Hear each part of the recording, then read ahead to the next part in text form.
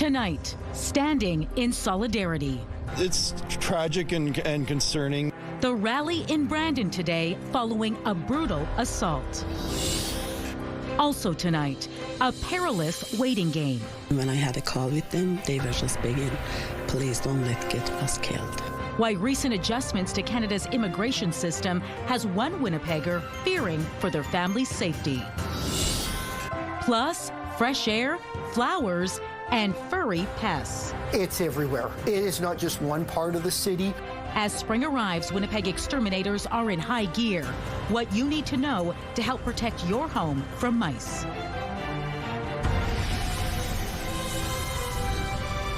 CTV News. Live from downtown Winnipeg with Marilee Caruso. Good evening. Thanks for joining us. The Brandon University community is in shock tonight after an 18-year-old woman collapsed at the school after an alleged assault. Just 2 hours ago, a rally took place to stand in solidarity with the victim and call for an end to violence. CTV's Harrison Shin reports from Brandon. Brandon University community is standing shoulder to shoulder after a member of their community was involved in an alleged case of intimate partner violence. It's tragic that an event like this has to spark such an event, but I think it's extremely empowering for the survivors within this community to see that they are being seen, they are being heard, they are being believed. Around 70 people gathered at the university's Kavanagh courtyard in solidarity. Brandon police say an 18-year-old woman was transported to hospital in serious condition after a 20-year-old man allegedly assaulted her on March 12th. Police say he was arrested on the same day and the two knew each other. While the assault occurred off campus, police say the victim suffered a medical emergency at a building on campus. Two attendees at the rally said, It's tragic and concerning. It was I don't know the full story, but what I do know is very saddening. Just so incredibly unfortunate and tragic, and things that will unfortunately alter the course of a young woman's life. Police say the investigation is ongoing, adding the incident does not pose a risk to the public. Harrison Shin, CTV News, Brandon. Manitoba Hydro is implementing a series of rate hikes over the next 3 years. The Public Utilities Board approved a 4% rate hike this year, a 3.5% increase next year, and a further hike of 3% in 2028. The Crown Corporation asked to raise rates over financial pressure it's facing due to drought conditions.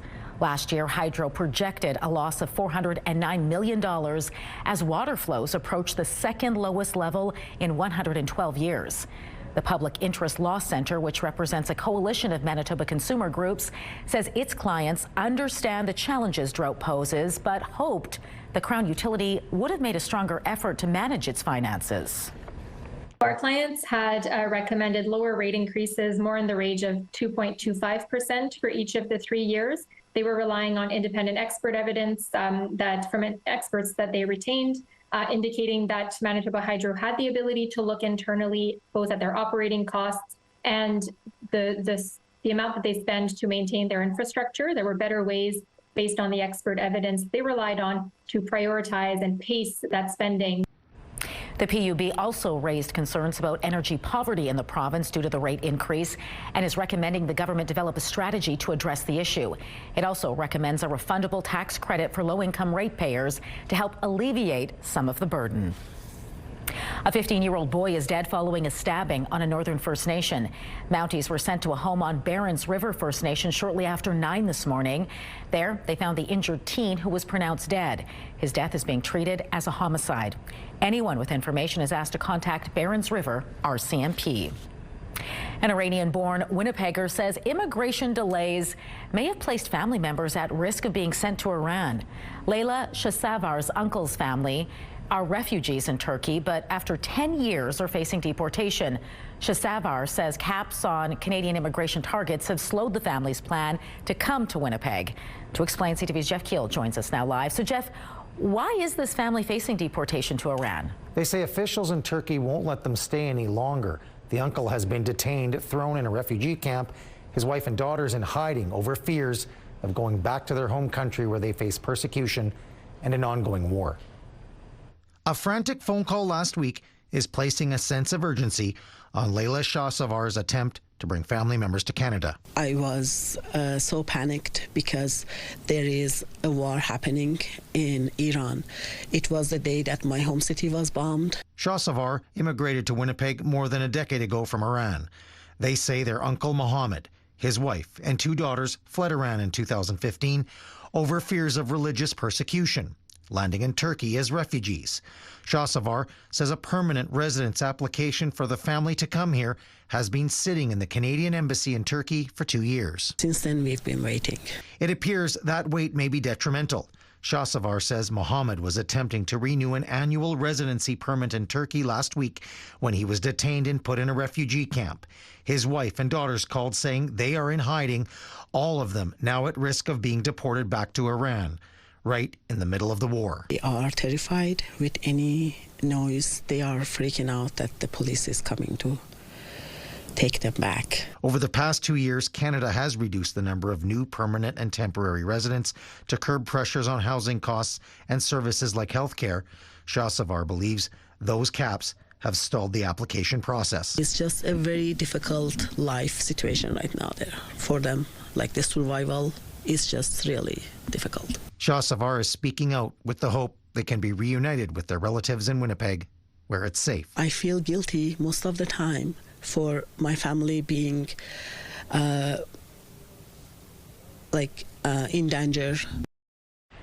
Immigration, Refugees and Citizenship Canada says due to privacy laws, they can't comment on specific cases. But in general, it says processing times can vary for several reasons, including whether an application is complete, the number of applications, the need to verify information, and the complexity of cases. It says in recent years, the number of applications has been higher than the number of spaces available. This has led to larger application inventories and longer wait times for many applicants. It says they understand that waiting for a decision can be deeply stressful, particularly when it affects people's ability to reunite with loved ones. All right, thanks for this, Jeff. Now that spring has arrived, people will be outside more often, and so will mice. Pest control experts say at this time of year, rodents are out looking for food. And as CTV's John Hendrick shows you, your home could be a tempting target.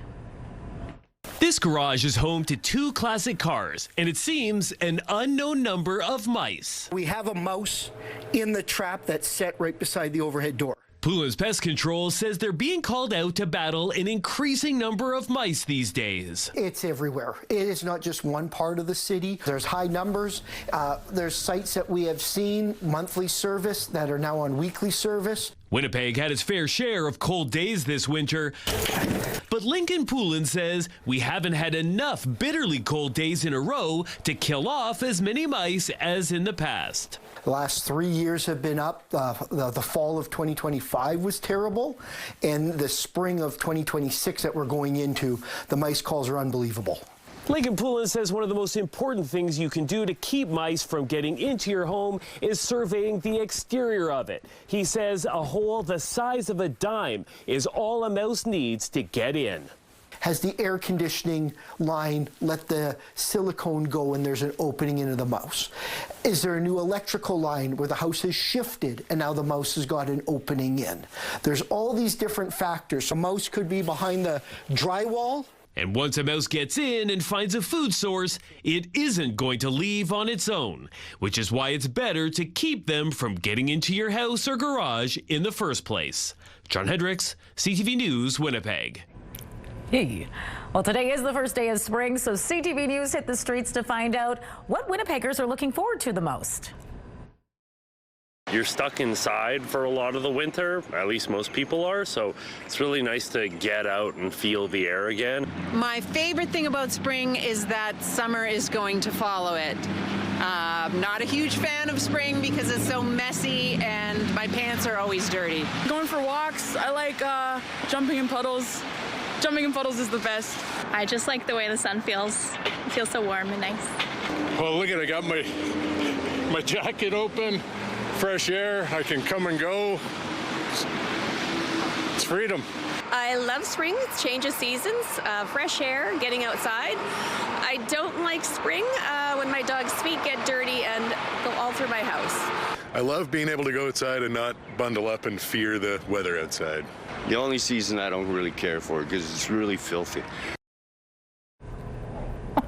Just a little extra vitamin vitamin D. That sunshine feels so good, Colleen. We're off to a good start this weekend, at least. Yeah, it was very mild today, and I'll tell you what, I bought a pair of rain boots several months ago, and I was humming and hawing about whether or not I should keep them. While I wore them today, and boy, was I glad I did, because yeah, those puddles are small lakes in some parts of the city, that's for sure. So yeah, that comes with it. The mess comes with the warm temperatures when we finally move into spring. But it wouldn't be spring in southern Manitoba without some snow. So in case you were wondering, well, maybe green grass is a little optimistic just yet, but spring arrived this morning at 9:46 a.m. Central, but there is snow on the way to Manitoba, courtesy of an Alberta clipper, and it has triggered snowfall warnings. I will show you where coming up and how much can be expected and how Winnipeg will be impacted by this system too. The CTV Live Eye is brought to you by Bath Fitter, exclusive home of the PermaFit solution. In Winnipeg right now, it's cloudy and 3 degrees, light winds out of the north-northwest, the pressure's falling, and the humidity right now, merrily, is 86%. Thanks, Colleen. Our province's spring flood outlook is largely unchanged from a month ago, with one exception. Manitoba Infrastructure's Hydrologic Forecast Center is now projecting a moderate to major flood risk for the Fisher River Basin. The watershed encapsulates an area in the Interlake, including Fisher Branch, Peguis, and Fisher River Cree Nation. The risk remains moderate for the Red, Assiniboine, Souris, Icelandic, and Saskatchewan rivers, and is considered low for the Red and Assiniboine River tributaries, Winnipeg River Basin, and White Shell Lakes area, along with most Manitoba lakes. Several new potential measles exposure sites to share with you tonight, and all of them but one are in Winnipeg. The province says exposure may have happened on March 16th, that's J.H. Bruns Collegiate, Grencow Dental, Prairie Endodontics, Winnipeg Orofacial Health Center, and Shoppers Drug Mart on Marion. St. Vital Family Medical Center and Boundary Trails Health Center Emergency Department were impacted the following day. There were 25 confirmed or probable cases in the last week. This brings the number of cases in March up to 71, and the total number of confirmed cases this year up to 319, which is the same number as all of last year. It comes amid concerns from one medical professional about the upcoming winter fair in Brandon. I think we have to expect that we could see similar levels of transmission at that event as we did with the seemingly at the Ag Days event as well. The director of the Provincial Exhibition of Manitoba tells CTV it is not expressing any major concerns about the potential for measles transmission at the Royal Manitoba Winter Fair, and is taking precautions to limit the spread of any illness. This includes making hand sanitizer more readily available, encouraging people to stay home if they feel unwell, and preparing to respond to any health issues that arise. Southern Health Medical Director of Health, Dr. Devinder Singh, says the best way to protect yourself and limit spread is to get vaccinated. 24 people are back in custody tonight following a police crackdown on outstanding warrants in the north. Members of the Manitoba Integrated Violent Offender Apprehension Unit, which is made up of both RCMP and Winnipeg police officers, were sent to Garden Hill, Wasagamacq, Red Sucker Lake, and St. Teresa Point First Nations between March 9th and 14th. It was targeting those considered particularly violent or prolific. The accused range in age from 17 to 44 and include one person with 5 outstanding warrants and another who was allegedly found in possession of a loaded sawed-off shotgun. Well, mark your calendars, because the province says camping reservations will open up next month. You can start booking cabins, yurts, and group use areas on Monday, April 13th. Birds Hill, Winnipeg Beach, and Grand Beach campgrounds open up the following day on April 14th. And by April 15th, White Shell Provincial Park, including Caddy Lake and Batula Lake, will become available. The next day, reservations open for Northern and Western Region campgrounds, including Spruce Woods and Duck Mountain. All remaining campground locations open for reservations Friday, April 17th. The province notes all online users will enter a waiting room before 7 a.m. and may be placed in a queue based on demand. A new $10 reservation cancellation fee has been introduced this year. Still to come tonight, something was missing this winter over on the West Coast. We did not receive measurable snowfall at the Vancouver airport. That's right. Vancouver went the entire winter without snow for the first time in decades. Plus, Farm Credit Canada offers a lifeline to Canadian producers as the war in the Middle East continues to drive up costs. All that and more when we return.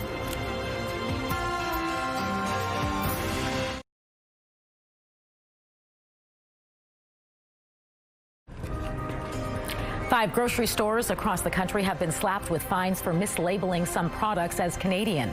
The list includes 2 Loblaw-owned stores in Ontario.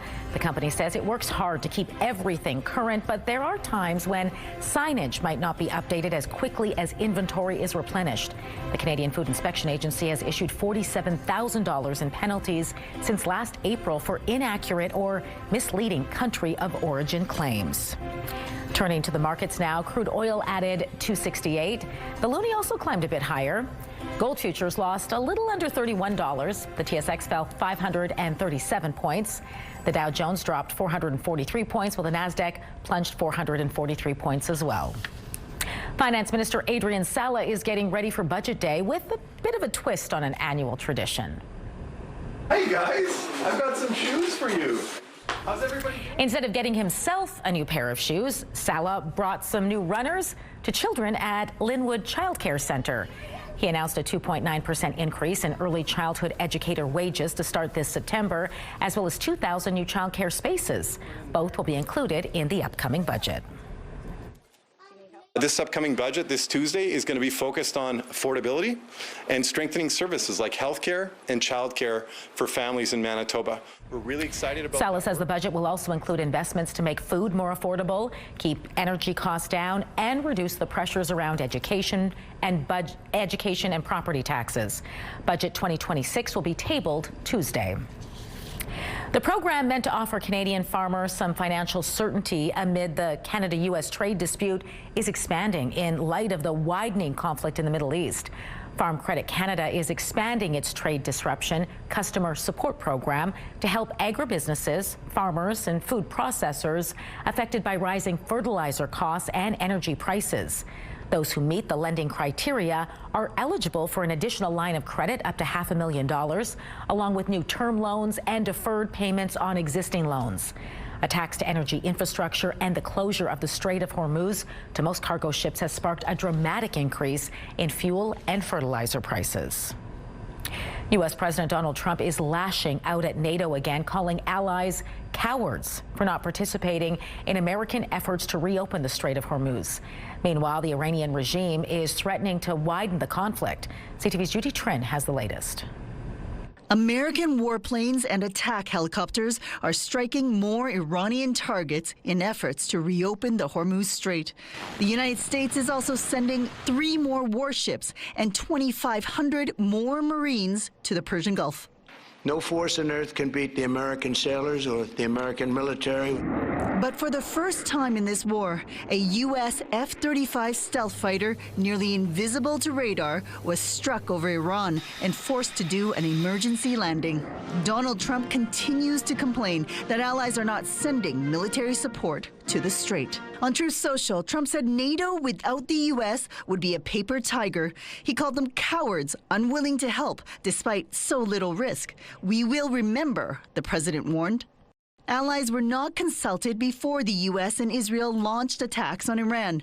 3 weeks after the war started, 7 allies, including Canada, are expressing readiness to contribute appropriate efforts to ensure safe passage through the strait. Celle-ci est strictement défensive. French President Emmanuel Macron said the help would be strictly defensive to support regional allies and preserve freedom of navigation. Macron did not provide more details about how that will be done. At the White House, Trump seemed to imply that talks to de-escalate would be difficult. And now nobody wants to be a leader over there anymore.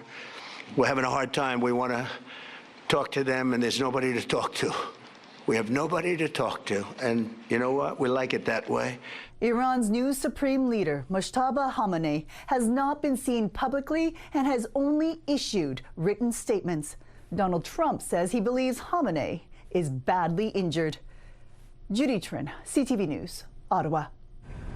Iran's military warns parks, recreational areas, and tourist destinations around the globe won't be safe for its enemies, renewing concerns of militant attacks far beyond the region, including here in Canada. CTV's Abigail Beeman now on the security threat and what can be done about it.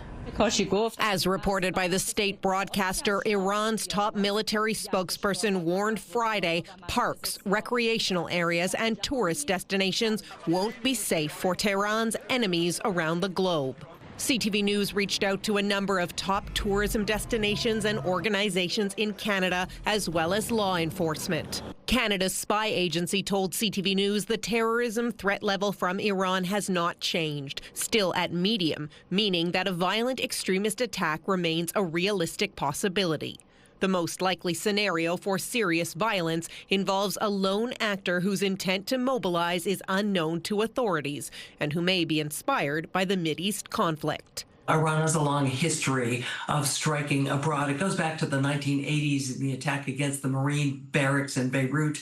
In the 90s, there was an attack against a Jewish center in Argentina. We have to obviously be concerned because we know that the IRGC has capabilities globally. They work with organized criminal groups to do targeted killings through transnational repression. This international security expert says he is most worried about the upcoming World Cup, with thousands attending and the eyes of the world on the U.S., Mexico, and Canada. I know already that counterterrorism agencies and those that are working on security for the World Cup have had to factor in the Iran dynamic now. And also Iran is qualified to play. Canada's Tourism Industry Association declined an interview, but told us in a statement they're concerned about any threats that could impact travelers, tourism workers, or destinations, saying they're monitoring official Government of Canada advice carefully and encouraging others to do the same. Abigail Beeman, CTV News, Ottawa. A Canadian Border Services Agency officer is facing several charges tonight after allegedly allowing a transport truck filled with contraband to cross the border into Niagara. In a news release, RCMP confirmed they found millions of dollars worth of opium, cannabis, and tobacco. The border officer was arrested in January. The driver of the transport truck was also arrested, according to the release, and both men are charged with importing, distributing, and trafficking Schedule I drugs, as well as possession of tobacco for the purpose of sale. A local state of emergency has been issued in BC's Fraser Valley, where there's a risk of flooding and landslides. An atmospheric river has soaked the area all week. The Fraser Valley Regional District declared the emergency in an area southeast of Chilliwack, bordering the United States. Residents of about 40 properties have been warned to be ready to evacuate on short notice. Environment Canada says up to 130 millimeters of rain may still be in the forecast for Coquitlam and Maple Ridge, and an elevated orange rainfall alert remains in place for the Fraser Valley. There is one city in Canada marking the first day of spring with an almost unheard of feat for a Canadian winter. Vancouver has gone snow-free for the first time in decades. But as CTV's Andrew Johnson shows us, it's not necessarily good news. It's been raining this week in Vancouver, a lot. And on this first day of spring, fresh blossoms are already foreshadowing more beauty to come. Sounds like a normal West Coast winter, but this year, something was missing. We did not receive measurable snowfall at the Vancouver airport this winter. Vancouver doesn't get a lot of it, but every winter for decades, there's been at least 1 centimeter of snow on the ground at some point at YVR. Not this season, for the first time since the Queen was in town to open the city's new domed stadium. The year was 1983. The winter of 2025-26 has also been warm. In Vancouver, it was a very warm winter. Our mean temperature was 6 degrees. The normal mean temperature is about 4.3. Now, we could decide to have some fun with that at the expense of our eastern neighbors who got buried this winter. It was crazy. Like, we haven't had storms like that in a long time. But we wouldn't do that. Shocking, to be honest. The problem, Vancouver's warm winter meant less snow fell on the coastal mountains, which could cause serious issues this summer. We really have depended very much in Vancouver and many other municipalities on the slow melt of snow coming from the mountains to recharge our reservoirs. Right now, the region's snowpack is at about 75% of average, which could also leave forests vulnerable to wildfire this summer.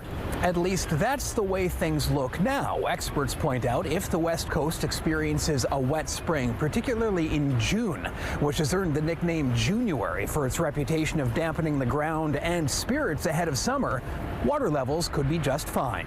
Andrew Johnson, CTV News, Vancouver. Manitoba's PC Party has sold the building which housed its headquarters to a former candidate. This is a real estate purchase. So the person who bought it is secondary to that. It was on the open market for 2 to 3 months. Anybody could have purchased it if they had concerns over it. The 3,600 square foot historic home is located across the street from the legislature. It was listed for $800,000 and purchased by Wally Doddridge for $600,000 in February. The NDP filed a complaint with the Provincial Elections Commissioner alleging the Tories were violating a ban on corporate donations by using proceeds from the sale of the house, which is held in a trust to pay off party debt.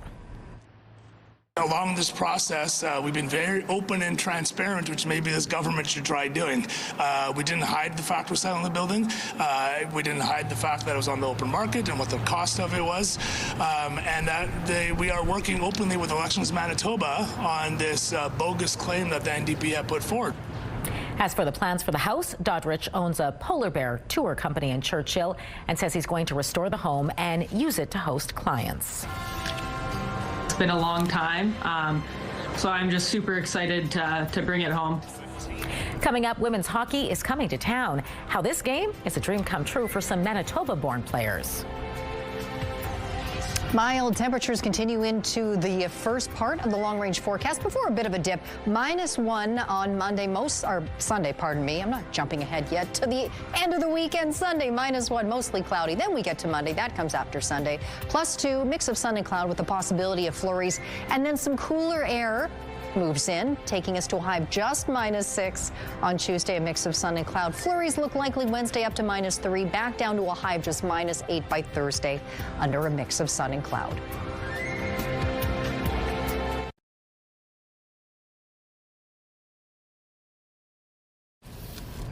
Gimli's Carrie Einarson has secured a spot at the playoffs at the Women's World Curling Championships in Calgary. And this afternoon, her team added another win to its round-robin play.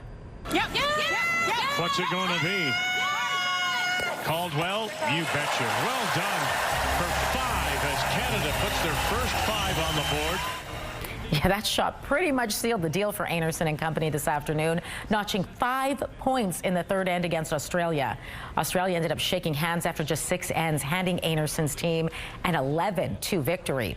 5 countries, Canada, Switzerland, Japan, Sweden, and South Korea, have all claimed playoff berths, while the 6th and final spot will be determined tonight. Einarson faces Japan tonight with a semifinal bye at stake. The medal games go Sunday. Women's hockey is booming in popularity these days, and fans here in Winnipeg will see the best in the world firsthand Sunday night when the Ottawa Charge and Montreal Victoire face off at Canada Life Centre. CTV's Daniel Helmerson has more on the PWHL's first ever game in Winnipeg.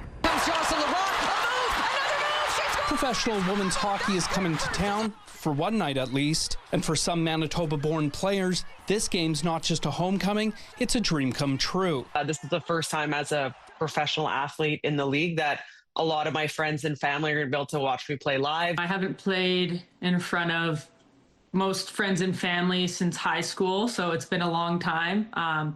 So I'm just super excited to bring it home. St. Anne's Jocelyn LaRocque and Winnipeg's Katie Tabin were both selected in the league's inaugural draft back in 2023 and have watched the PWHL take off in real time. Something that fans might not be expecting is the level of physicality in our league and the speed. The league's takeover tour is a way to promote the game across North America and show young women there's a place for them in the pros. So I'm really excited for the young girls in the stands, and I know there's going to be a ton of them. Hockey Manitoba's CEO says registration in female hockey has increased by more than 600 registrants over the past 2 seasons. And events like this will likely boost those numbers at the grassroots level. I think it piques interest, and we see those peaks, but again, we have to build those pathways, making sure inclusivity is there, easily and readily available for young girls to join the sport. TSN play-by-play announcer Kenzie Lalonde adds these games are also a way for the league to gauge interest for potential expansion. So because fans know that, I think there's even more of an energy to go out, support their city, and show, hey, we can host a team, we want a team. Tabin says her hometown is the perfect candidate for a team. I think they would embrace it well, and yeah, there's such a love for hockey in Winnipeg, so it'd be super cool. Daniel Helmerson, CTV News, Winnipeg. Puck drop for Sunday night's game goes at 6 o'clock. True North Sports and Entertainment is expecting a sellout.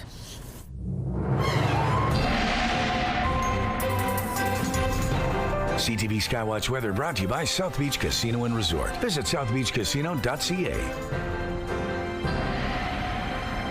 Colleen Brady back now with your complete Skywatch forecast, and temperatures not dipping too cold overnight. No, having said that, conditions are also unsettled. So we'll have temperatures sort of hanging around the freezing mark, but if they do slip below either tonight or throughout the day tomorrow, which is possible in some areas, could get a little slippery out there because we have precipitation headed our way, and not just snow, there's snow, rain, and yeah, if the temperature does slip enough, we could see some of that rain turn to freezing rain. So I want to show you what's coming. It is a very fast-moving Alberta Clipper. It's bringing snow. It's crossed through places like Saskatoon, rain showers moving through Regina and closing in on Manitoba. We're already starting to see both forms of precipitation in Manitoba already, and I've already adjusted the radar in the last few minutes because it's been moving so quickly since the top of the newscast. Now, Swan River is reporting rain showers, but you can see snow's right there too, and that precipitation just passing to the north of Dauphin. But Dauphin is in the crosshairs of a snowfall warning, and so is Swan River and all those areas there in the Parkland region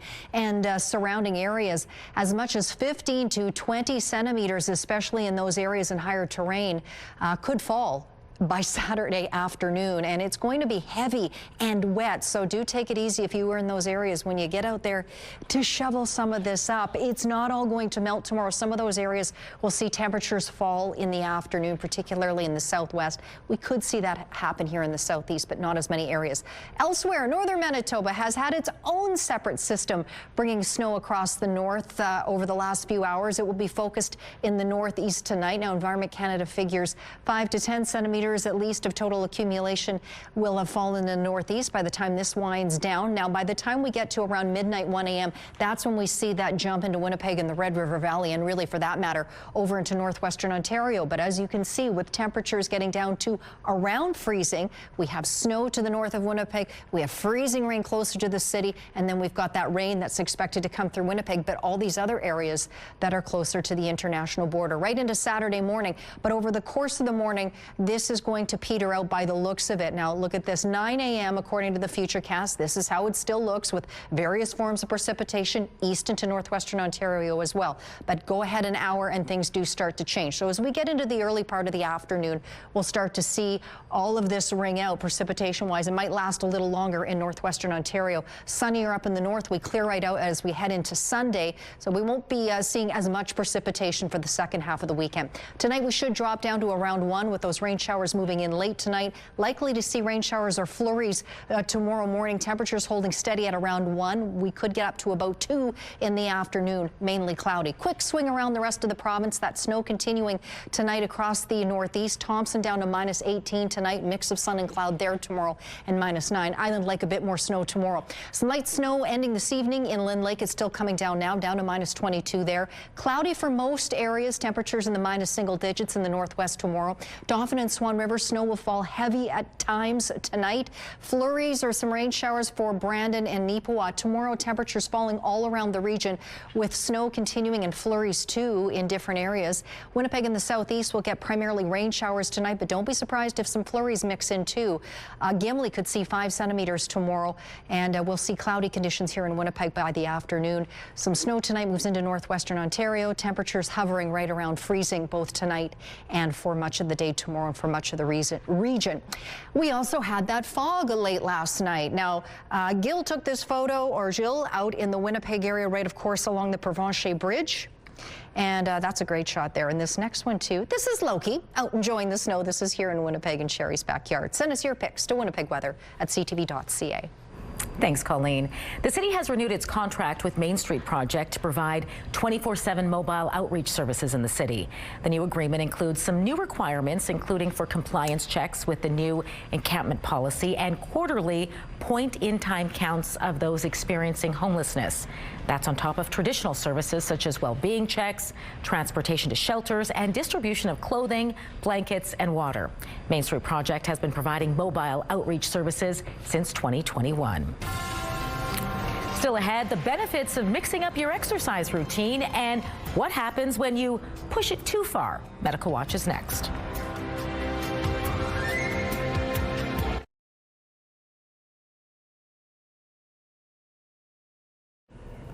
Fed up with tipping? Well, you are not alone. According to a new national survey, Canadians may actually be at their breaking point. Joining me now to explain is Yannick Lemay, a tax expert with H&R Block Canada. Yannick, good to speak with you. Yes, thanks for having me. You know, we've all heard grumblings over the years about Canadians growing sick of tipping, but this survey commissioned by H&R Block really leaves no doubt that we've had enough. How overwhelming were the results? So it's 2/3 of us, so 2/3 of Canadians that think we should just simply get rid of the tipping culture. It's 93% of us that feel annoyed when we're prompted to give a tip, for example, on a credit card machine, in places like coffee shops, fast food restaurants, where we wouldn't expect to tip previously. Yeah, this is a notable shift because a year and a half ago, when you asked Canadians, they said they, at that time, felt too awkward to skip a tipped prompt. That's no longer the case, though, is it? No, and it's even 4 out of 10 of us, so 40% of us who will purposely avoid places where we know we're going to be asked for a tip, in places where we wouldn't be expected to tip, so like coffee shops and fast food restaurants. Do you have any insight into what's leading to this big jump in tip fatigue?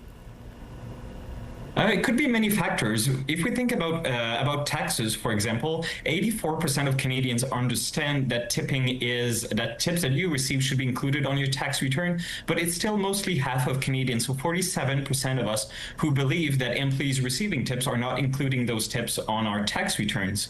And the burden to report those tips is on the employee, right? So it's not because the employer is not including the tip on your T4 slip, for example, that you don't need to report this income on your tax return. So what advice do you have then for those who, rely on tips as part of their income? So all tips that you receive are taxable. You can receive the tips on your paycheck, for example, if your employer is withholding some payroll deductions, income tax also on your tips, or even the tip that you receive in cash directly from your customers. This is also reportable on your tax return. There's a special place on your tax return that CRA made for all those tips that you receive that are not included on your T4 slip.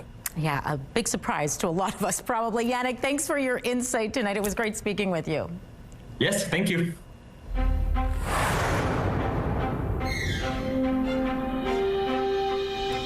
There's an oven recall in Canada to tell you about tonight, and it comes with a warning to immediately stop using it if you have one. The recall is for these specific Frigidaire gas ranges because of an increased burn risk. At least one person has been hurt in Canada, and 30 people in the U.S. have reported injuries. The company says the affected gas ranges can experience a delayed ignition of the oven's bake burner. More than 5,000 of these products have been sold in Canada and almost 175,000 sold in the U.S. Frigidaire says owners of the affected ovens should contact Electrolux Group to get a new bake burner installed for free. Well, if you're interested in boosting your longevity, a new study suggests adding some variety to your exercise. The study, published in the journal BMJ Medicine, found switching between activities such as walking, swimming, yoga, and gardening could result in a whopping 19% decrease in the chance of death from all falls. From all causes, I should say. An international team of scientists pored over the data from 2 large studies involving more than 110,000 people whose physical activity was assessed over 30 years. They found those with the most variety in their physical activity tended to live the longest. Meantime, intense workouts and social media pressures are driving a spike in rhabdomyolysis. Those cases are happening on the East Coast. The condition happens when muscle tissue is severely damaged and breaks down, leaking enzymes and other substances into the blood. It's painful and can cause urine to turn a black color and lead to kidney damage. Newfoundland and Labrador's health authority says they typically see a few cases a year, but have now confirmed 20 cases in just the past 6 months. The majority are in women aged 19 to 30. Health officials say social media pressure appears to be fueling extreme workouts and landing people in hospital. Medical Watch is brought to you by Manukin Koster Denture Clinic. You got into Harvard Law? What, like it's hard? Is your pooch ready for the stage? This could be their chance. How your dog could become Winnipeg's next big 4-legged actor. Stay with us. Those details next in Spotlight.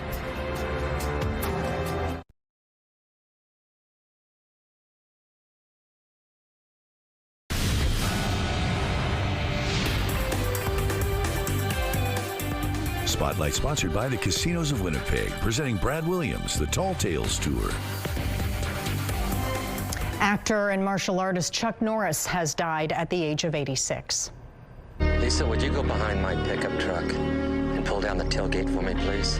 Chuck Norris. Norris starred in many independent action and martial arts films. He was perhaps best known for the long-running TV series Walker, Texas Ranger. He was also a 6-time undefeated world professional middleweight karate champion. Earlier this week, Norris suffered an undisclosed medical emergency while in Hawaii. A statement from his family says he died while surrounded by loved ones. Well, here is a look at just some of the many events taking place in Manitoba this weekend. Get ready for the summer at Cottage Country's Lake and Cabin Show. The 48th annual World of Wheels rolls back into RBC Convention Center. It might be spring now, but Lundar is hosting its winter carnival. The Westman Gaming Expo is on in Brandon. Meow Mania celebrates our feline friends. The Professional Women's Hockey League Takeover Tour skates into Canada Life Centre with a game between the Montreal Victoire and the Ottawa Charge. You can find a full list of events this weekend on our website, that's ctvnewswinnipeg.ca. Attraction and betrayal, loyalty and survival. These are just some of the themes being brought center stage in the upcoming season of Shakespeare in the Ruins. The theater just announced the 2 shows fans can look forward to this summer. Love blooms in the forest of Arden and brothers scheme against each other in Shakespeare's As You Like It. The pastoral comedy runs June 4th to July 5th, and Homer's epic is adapted for the stage in An Iliad, bringing the ancient story of the Trojan War into the modern time. That performance runs concurrently between June 18th and July 5th. Both take place at the Trappist Monastery Provincial Heritage Park in St. Norbert. Tickets are on sale now. Just head to shakespeareintheruins.com. Well, if you have an elegant pup who loves the spotlight, it might just be time for them to take center stage. Elle? I'm sorry, are you here to see me? I go here. You got into Harvard Law? What, like it's hard? Rainbow Stage will be hosting auditions for their upcoming production of Legally Blonde the Musical.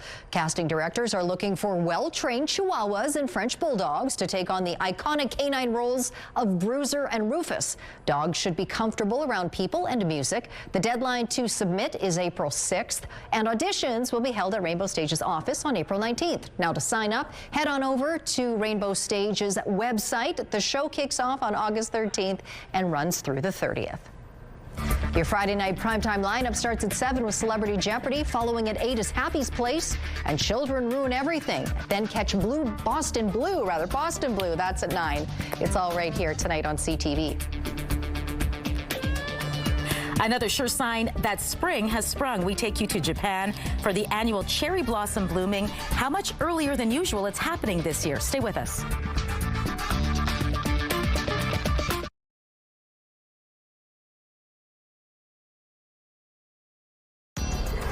Women's clothing provided by RW & Company. Salon services provided by S&T Spa Salon. Tonight, Donald Trump takes aim at NATO as the U.S. ramps up naval forces. No force on earth can beat the American sailors or the American military. What Iran's chilling warning means for tourist hotspots. Later on CTV National News and watch on Crave. Cloudy out there right now, still 3 degrees. Light winds out of the north-northwest at 10 kilometers an hour, looking down onto Portage Avenue.